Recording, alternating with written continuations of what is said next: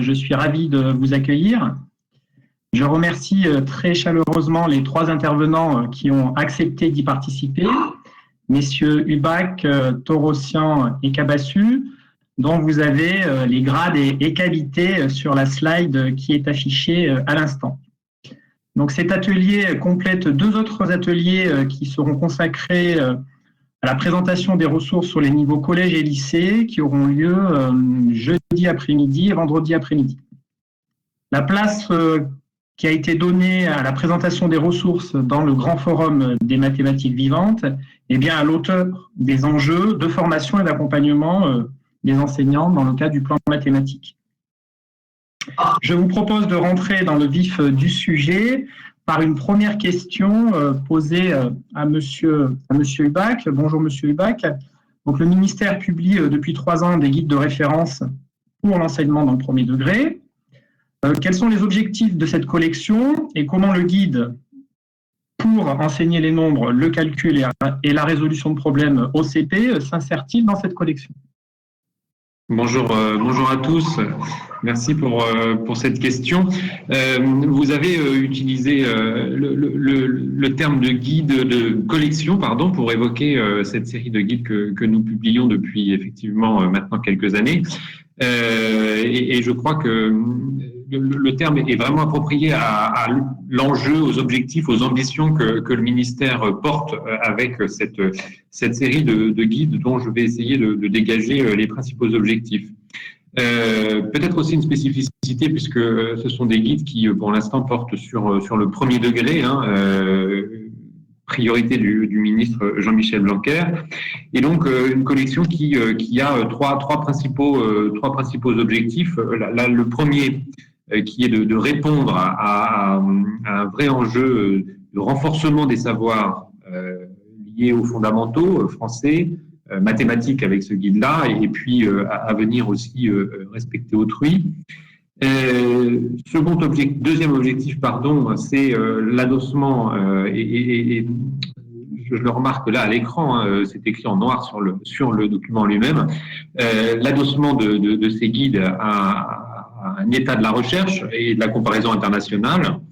Et puis, troisième objectif, avoir des outils qui soient à la fois théoriques, évidemment, ce ne sont pas des outils destinés directement aux élèves, mais avec un aspect pratique qui en fait, pour le coup, un outil directement utilisable par des praticiens dans les classes, dans les écoles, dans les circonscriptions.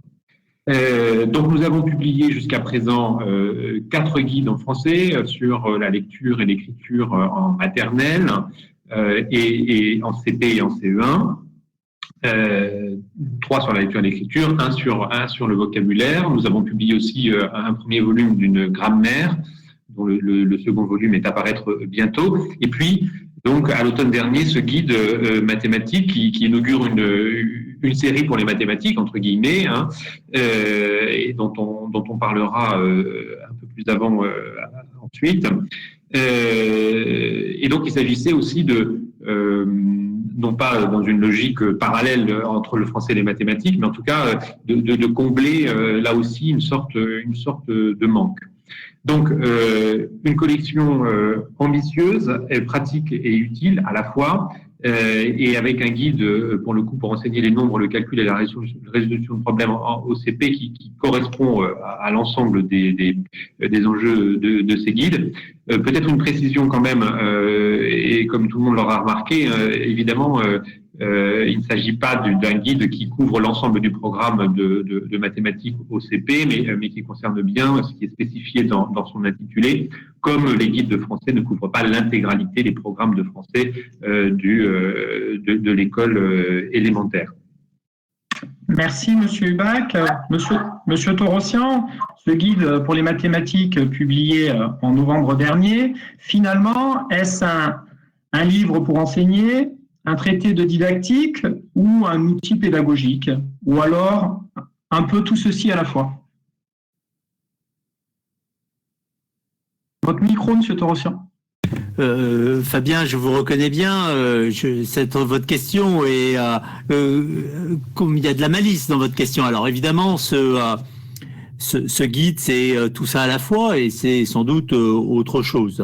Alors, la première question qu'on pourrait se poser pour celui qui va ouvrir ce guide, c'est dire, tiens, il manque des choses qu'on enseigne pourtant très clairement au CP. La géométrie, par exemple, est-ce que la géométrie ne serait pas un sujet qui aurait sa place dans un guide sur les mathématiques? C'est bien pour ça qu'on a bien dit enseigner les nombres, le calcul, la résolution de problèmes, et pas enseigner les mathématiques.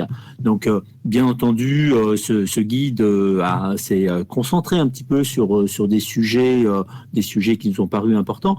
Mais en tous les cas, notre objectif, c'était une question de méthode.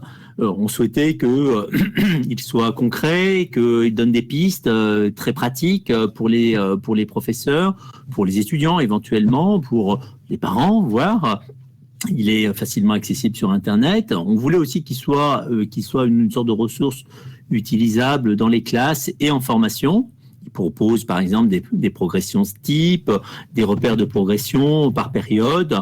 Alors, ce n'est pas un traité de didactique théorique, bien entendu, ce serait sans doute très indigeste, mais quand même l'esprit dans lequel il se place, et c'est pour ça qu'il est adossé à la recherche, c'est de pouvoir expliquer des choses profondes, complexes, en des termes simples et compréhensibles par tous. Et ça, on y a vraiment veillé en mettant des situations de classe, en proposant des expérimentations donc détaillées qu'on a appelées focus, mise en scène, situation problème, etc. Donc, il y a vraiment des situations qu'on pourra déployer dans les classes avec, je l'espère, des réponses à de nombreuses questions qui sont posées par les professeurs. Que contient précisément ce guide? Est-ce que vous pouvez illustrer par quelques exemples le contenu de ce guide? Alors, bien sûr, dans ce guide, on a de nombreux chapitres. Il y en a 6 ou 7 de mémoire. Il y aura notamment un chapitre sur le jeu. Et le jeu, on sait que c'est la base des apprentissages pour les humains que nous sommes, voire pour les primates en général et les mammifères en particulier. Donc, le jeu, c'est quelque chose d'important et on précisera bien dans ce chapitre, non pas qu'il est important de jouer, ce qui serait enfoncer des portes ouvertes, mais qu'est-ce qu'on apprend à travers le jeu. Et donc expliciter les savoirs à travers le jeu, c'est une vigilance qu'on avait aussi lors de la mission Villani-Torossian et qu'on a écrit dans notre rapport. Il y a un chapitre très important sur le matériel. Le matériel, vous savez, c'est le cœur finalement de notre transformation didactique. Et on souhaite évidemment réinterroger peut-être les collectivités territoriales sur les équipements des écoles en question sur la question du matériel. C'est un point de vigilance parce qu'il ne s'agit pas de dire utiliser le matériel si les écoles sont dans l'incapacité évidemment d'acheter le dit matériel. Et on insiste aussi sur du matériel que tous les matériels ne se valent pas. On insiste beaucoup sur les cubes qui soient emboîtables et je vais en dire un petit mot tout à l'heure pourquoi ces cubes doivent être emboîtables. Alors, les grands chapitres sur lesquels nous avons concentré notre attention sont la numération, le calcul et la résolution de problèmes. Et on sait que sur ces 3 chapitres, c'est vraiment disons la base, les fondamentaux finalement de l'enseignement des mathématiques qui vont irriguer tout le cycle élémentaire et on sait que les élèves qui ont des difficultés résiduelles sur la numération, sur le calcul élémentaire et si on n'a pas bien démarré dans la résolution de problème, eh bien on n'a pas les progrès qui vont avec. Alors le premier exemple dont on va parler, c'est bien sûr la numération. Là vous avez comme exemple, ça sera tiré du guide, ce sont des figures que j'ai extraites. Vous savez, dans la numération, il y a 2 numérations, la numération orale et la numération chiffrée. Et on critique souvent la numération française par sa complexité. D'ailleurs, vous trouvez sur Internet et sur des vidéos assez rigolotes sur les Anglais qui se moquent de la façon très complexe dont les Français appellent les nombres. Mais il n'empêche que vous avez quand même une régularité et on insiste beaucoup sur cette régularité, la petite comptine qui est en bleu, de 1 à 9, et puis la grande comptine de 1 à 19 qu'on va retrouver à partir de 60, 61 jusqu'à 79. Donc finalement cette régularité, elle est assez intéressante à exploiter dans les classes. Voilà, c'est des choses comme ça dont on parle dans ce premier chapitre et surtout on met au cœur du premier chapitre la question de la dizaine comme, disons, le pivot, l'unité, en quelque sorte, de pensée dans la numération décimale. Alors, en lien avec ce premier chapitre, on a un deuxième chapitre sur le calcul. Oui, en effet, c'est effectivement, et c'est toute la rédaction est fait en sorte que tout s'articule bien. C'est-à-dire que là, je dis, la dizaine, c'est le pivot finalement de la numération, et on va retrouver à travers le matériel et l'explicitation de cette dizaine, en quelque sorte, le souci d'une sorte de cohérence didactique. On l'illustre sur cet exemple, sur un sujet un petit peu tendu, on va dire, dans l'enseignement, c'est l'addition posée, cette histoire de retenue. Sur l'exemple, c'est 25 plus 37. Et avec le matériel, on voit que on va reconstituer cette dizaine, et donc ces unités qui forment la dizaine, vont expliciter, donner du sens à ce petit 1 qu'on trouve de manière un peu mécanique dans les écrits, dans les traces écrites des élèves. Et là, on a vraiment un sens. Alors, évidemment, c'est donner toute la puissance du matériel dans l'illustration didactique. Donc, dans ce chapitre 2, finalement, la place du calcul mental est essentielle, avec le calcul en ligne, bien sûr, et surtout la fréquentation très précoce de la multiplication et du sens de la division dès les petites classes. Les enfants de l'école maternelle, en fait, savent couper des gâteaux en deux, partager des bonbons avec les amis. Donc, ce sont des choses qu'on pratique dans la vie quotidienne des enfants, et il serait bien dommage de s'en passer. Voilà, donc... Troisième chapitre qui est aussi fondamental, c'est le chapitre sur l'enseignement de la résolution de problèmes.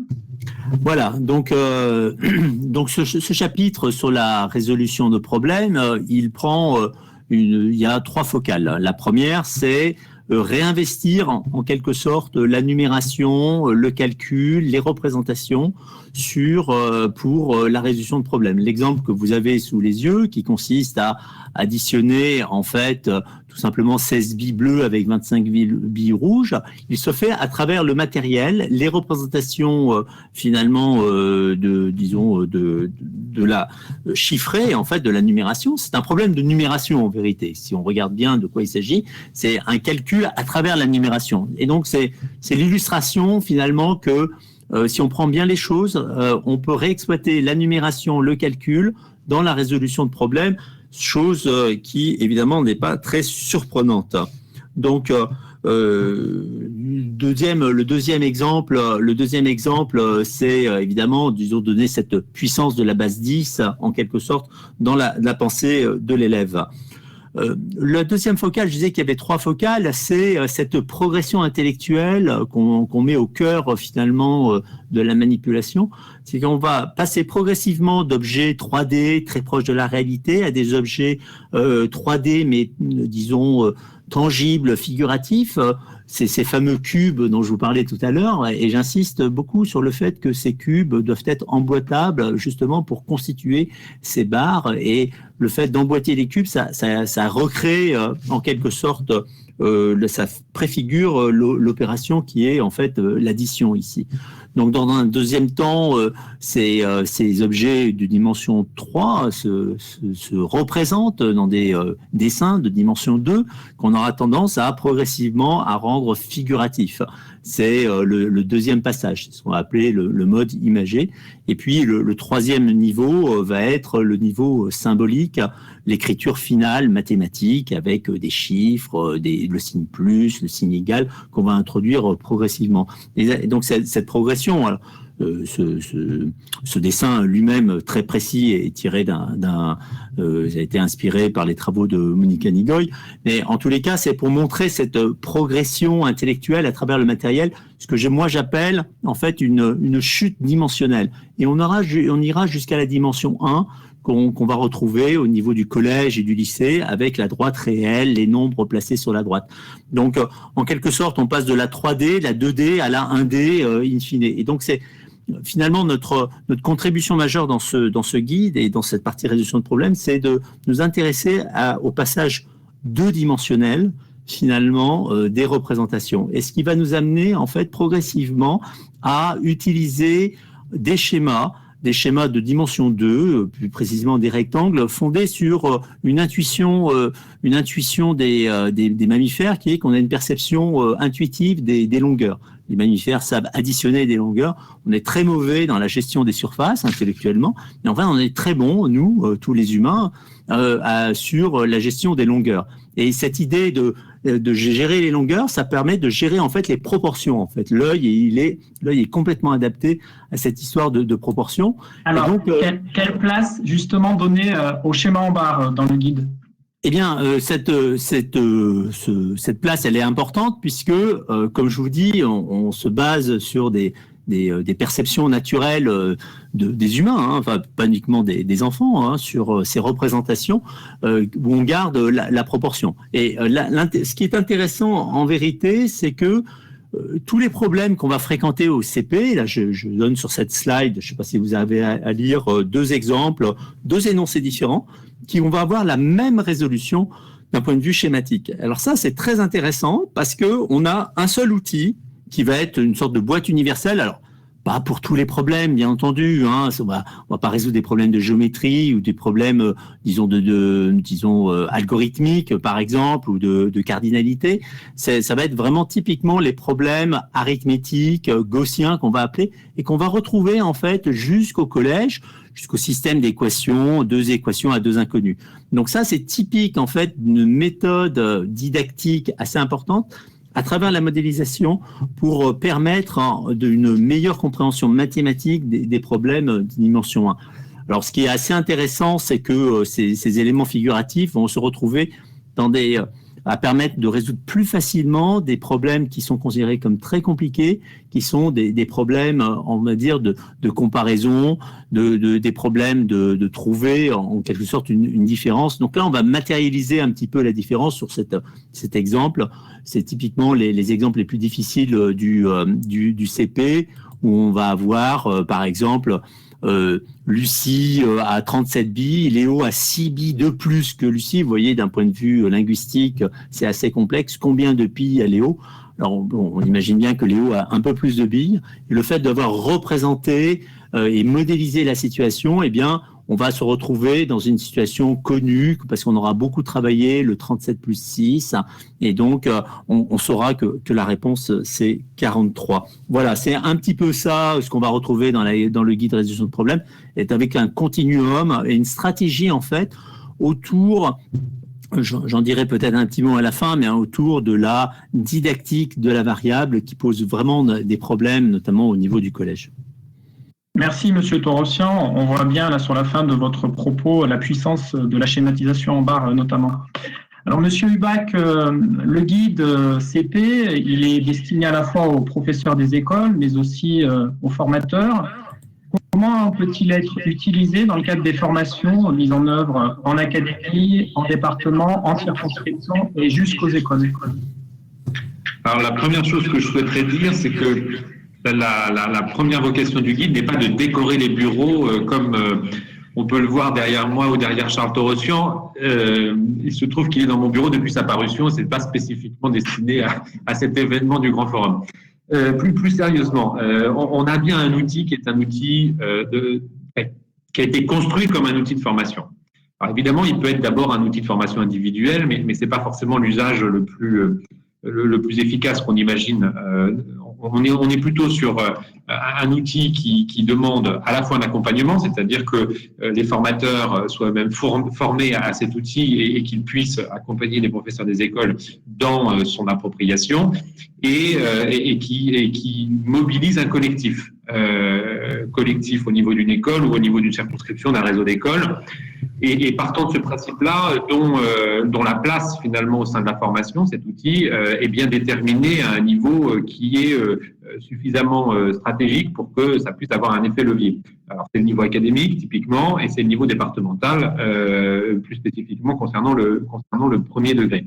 Et après c'est un jeu de déclinaison, mais ce sont bien ces différentes échelles-là et leur articulation qui permettra d'avoir un outil réellement fonctionnel. Alors, d'habitude, dans une table ronde, les animateurs ne sont pas questionnés, mais étant donné votre rôle vous-même dans la formation dans l'Académie de Grenoble, est-ce que vous ne soyez pas le mieux placé pour nous expliquer un petit peu comment vous en emparez en tant qu'outil de formation, puisque vous êtes IEN d'une part, et puis vous êtes aussi chargé de mission académique dans l'Académie de Grenoble pour les mathématiques, donc vous avez forcément utilisé le guide, en tout cas j'espère.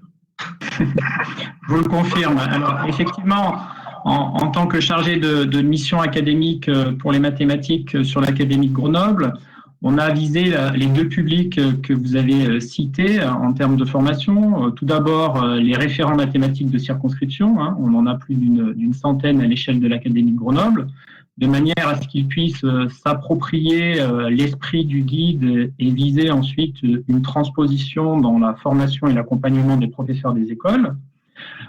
Et on a visé, bien évidemment, les enseignants au plus près de leurs besoins, notamment dans le cadre de la mise en œuvre du plan mathématique et du suivi des constellations. Ce suivi des constellations, il a lieu à partir des besoins identifiés au sein de chacune des écoles, et ça c'est très important, dans une dimension collective, à partir de problématiques qui sont contractualisées avec les équipes enseignantes. Et le guide permet aux formateurs de prendre appui sur les apports didactiques pour les mettre en adéquation avec le réel des pratiques des enseignants. Et par exemple, questionner, comme l'a dit tout à l'heure M. Torossian, les progressions, programmations dans le cadre de l'enseignement de la numération, que ce soit la numération orale ou la numération écrite chiffrée, d'interroger les outils et les manuels et les fichiers en mathématiques qui ont une place assez importante, notamment au cycle 2, et qu'il s'agit de questionner au regard de leur usage et des besoins des élèves, mais aussi les jeux mathématiques, pour que le jeu soit véritablement au service des apprentissages mathématiques et pas simplement dans sa dimension ludique. Et là, le guide propose des grilles d'analyse des jeux et des manuels pour orienter les enseignants dans leur choix. Et puis aussi, par rapport aux propos de M. Torossian, comment éprouver, par exemple, dans l'enseignement de la résolution de problèmes, la schématisation en barre. Donc, le guide est un appui et pour les formateurs au sens global, à l'échelle aussi d'une académie, mais aussi à l'échelle plus resserrée et territoriale de la circonscription. Et il est important que sous le pilotage de l'inspecteur de l'éducation nationale de la circonscription, eh bien que ce guide puisse être accompagné dans chacune des écoles de la circonscription, pour que ce guide ne reste pas simplement sur une étagère, pas simplement sur un site institutionnel, mais qu'il soit véritablement un support d'accompagnement pour les enseignants dans une logique longue. On est bien sur une temporalité où chacune des constellations à l'échelle d'une circonscription, à l'échelle de 6 années, devront être accompagnées dans ce plan mathématique. Et puis dans un continuum de formation aussi entre le premier et le second degré, avec la mobilisation notamment des formations d'initiatives territoriales en lien avec le second degré, en appui sur les labos mathématiques des collèges, qui sont là des véritables centres de formation avec des enseignants interdegrés. Alors, Monsieur Cabassu, justement, par rapport à ce lien avec le second degré, un guide CM sur la résolution de problèmes est en cours de rédaction et prochainement. Quels sont les liens que l'on peut faire entre le guide CP et le guide CM? Et question corollaire, quelles sont les continuités et les ruptures qui caractérisent ce futur guide? Alors, effectivement, il y a des liens qui reposent sur la démarche de modélisation, comme l'a souligné tout à l'heure Charles Torossian, c'est-à-dire ce qu'avait déjà bien distingué un bulletin officiel de 2018, distinguer la construction du modèle, la reconnaissance de modèle, et le traitement du modèle, c'est-à-dire ici pour nous les calculs arithmétiques. Et donc, c'est très important parce qu'on voit aussi le prolongement avec le collège, cette démarche de modélisation, on pourra la poursuivre au collège pour des problèmes plus complexes de géométrie ou des problèmes atypiques. Par exemple, en géométrie, on va faire un schéma, comme on fait un schéma en barre peut-être pour les problèmes arithmétiques, on va essayer de faire des essais et après on va trouver un modèle qui correspond à la réponse au problème et on le traitera.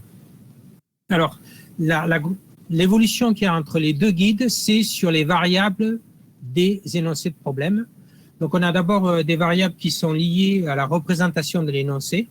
On comprend qu'au niveau du CP, on va travailler d'abord sur des représentations plus familières, en action, on va jouer des scénettes, on va utiliser du matériel figuratif ou du matériel comme les cubes emboîtables ou les règles cuisinaires. Et plus on va avancer vers le cours moyen, et plus on va travailler sur des représentations plus abstraites, notamment les représentations en barre, et éventuellement des tableaux ou des énoncés en langue écrite qui sont plus abstraits, et on va travailler sur des reformulations au niveau de la langue de ces énoncés. Donc, ce qui est intéressant justement sur les représentations en barre, c'est de voir l'évolution qu'il y a entre le CP, où on a tout d'abord une barre qui représente les deux parties réunies, avec une accolade qui donne la valeur du tout, parce qu'on a eu le souci que les élèves comprennent bien que les deux parties et le tout, c'est le même objet, alors qu'au niveau du cours moyen, on va utiliser deux barres, une barre pour le tout, une barre pour les deux parties, parce qu'on estime qu'ils sont habitués à ce niveau-là à représenter un même objet de plusieurs façons. De la même manière qu'on dit que 3 plus 5, c'est la même chose que 8. Donc, ensuite, on a les contextes qui évoluent. On est dans des contextes très familiers au niveau du CP, avec un travail essentiellement sur le micro et le méso-espace. Et on va aller vers des contextes moins familiers au niveau du cours moyen, et notamment des contextes où les connaissances sociales de l'élève vont jouer pour pouvoir faire des hypothèses sur la validation du modèle. Et par exemple, on a une fréquentation d'un élève du boulanger et il saura que la situation de proportionnalité, quand il achète ses croissants, existe bien. Et donc, on voit qu'on a des connaissances extra-mathématiques qui interviennent pour valider des hypothèses sur le choix des modèles. Ensuite, ce qui est intéressant, c'est le continuum horizontal qu'il y a dans les deux guides entre, d'une part, la résolution de problèmes qui fait appel à d'autres domaines, par exemple les faits numériques, utiliser une décomposition multiplicative entre deux nombres pour découvrir un coefficient multiplicatif qui est une fraction, par exemple. Donc, utiliser d'autres domaines, la numération, comme l'a évoqué M. Torossian, les fractions, pour avoir des idées pour reconnaître ou trouver des modèles. Et de l'autre côté, on va travailler dans ces domaines, la numération, les fractions, on va utiliser les problèmes qu'on a résolus pour donner du sens justement à ces notions. Donc on voit bien qu'on a une continuité. Ensuite, on a une continuité verticale, puisque effectivement le guide du CP, comme l'a dit M. Torossian, il s'applique, il traduit une évolution par rapport à la grande section maternelle, et il prépare au cours élémentaire, et au niveau du cours moyen, ça va être la même chose, tenir compte du cours élémentaire et aller vers des représentations plus préalgébriques qui vont préparer au collège. Donc, ce qui est intéressant, c'est de voir qu'il y a aussi des ruptures, par exemple, au niveau de la compréhension des énoncés. J'ai déjà dit qu'en cours moyen, on va davantage travailler sur des énoncés écrits, plus abstraits, davantage travailler sur la maîtrise de la langue avec des reformulations. Et donc ça, c'est important pour trouver des analogies entre des situations différentes, mais qui relèvent du même modèle mathématique. Et donc là, on voit un lien d'ailleurs avec le guide sur le français. Et ensuite, on va aussi travailler sur des représentations en barre qui vont préparer à la préalgèbre du collège. C'est-à-dire, on sait que les représentations en barre, elles sont plus congruentes avec l'écriture préalgébrique par rapport à des représentations à la Vergniaud qui, elles, sont temporaires. Donc là, on est dans vraiment une représentation pérenne de la grande section jusqu'au collège qui va permettre de travailler les représentations de problèmes, mais aussi, par exemple, au collège, de continuer à travailler sur les fractions avec un modèle de représentation intéressant. Donc, on voit bien que ces guides du CP et du CM, ils sont dans la continuité, mais il y a une nouveauté qui est progressive avec le guide du cours moyen. Merci, Monsieur Cabassu. Vous avez bien mis en lumière la nécessité de ce continuum didactique. Nous arrivons au terme de cet atelier. Je vais laisser conclure Monsieur Torossian. On va très brièvement, mais je remercie évidemment les intervenants de cette table ronde et tous les spectateurs. Peut-être rappeler l'ambition qu'on porte autour des mathématiques. Encore une fois, c'est pas uniquement pour les élèves, c'est pour tous les Français. Les problématiques des Français, on l'a vu dans notre mission avec Cédric Villani sur la non-maîtrise de la multiplication, voire la multiplication par 10 d'un prix, faire 34,1 fois 100 est une difficulté pour beaucoup de Français adultes, je ne parle pas d'élèves.